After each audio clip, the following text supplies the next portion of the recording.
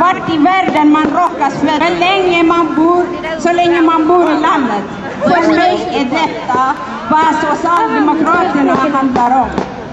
Alla människors lika värde och alla människors rättighet och solidaritet med de utsatta.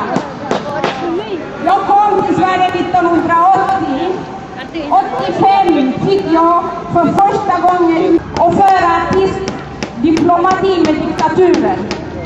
Vi eritreaner är beredda att betala priset för kampen för fred och demokrati. Solidaritetsandan ska inte ersättas med likgiltighet. Vi får inte blunda varken för diktaturen eller omfamna människor som kramar diktaturen. Tvångsarbete för djur är vardag i Eritrea. Tusentals ungdomar flyr från landet varje dag. Eritrea är särskilt farligaste land för journalister. Flest journalister i världen sitter i arrest i Eritrea. Bland dem Dawit Isaak, svensk eritreaner. Den här dagen finns parlamentariker,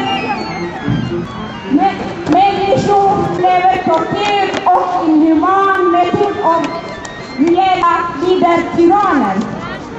Dessa tyranner, Mugabe från Mozambique, Bashir från Sudan och Eritreas Isaias är en del att räkna. Partiet bör blicka blickarna mot Afrika nu. Alldeles för många tyranner som sitter vid makten. Kampen mot dessa tyranner behöver solidaritet från partiet. Jag hoppas att den unga generationen Socialdemokraterna inte glömmer den kamphistoria som Socialdemokraterna har kämpat mot apartheidregimen i Sydafrika. Idag behöver Afrika vår solidaritet mer än någonsin. Solidaritet kan inte vara tyst diplomati. Tyst diplomati är bara tyst, ingenting annat.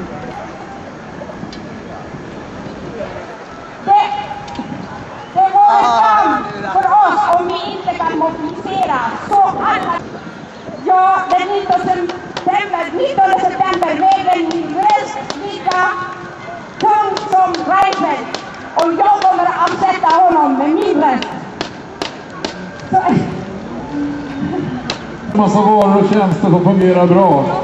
Men för människor med funktionsnedsättningar fungerar den inte, och det beror på det enkla faktum att vi är för få.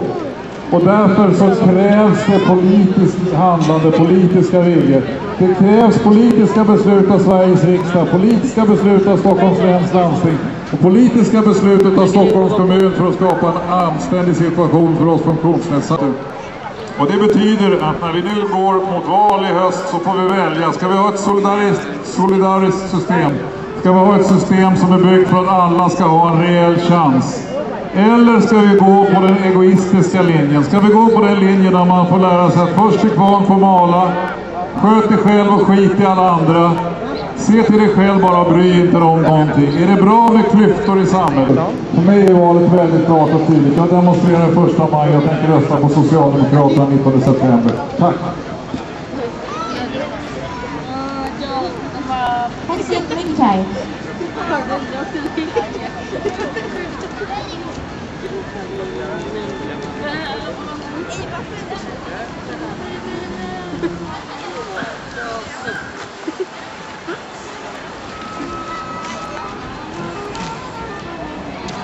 Som ni vet så ska Loan Kell sjunga här. Han är lite sen, så Lady Star ska sjunga till oss.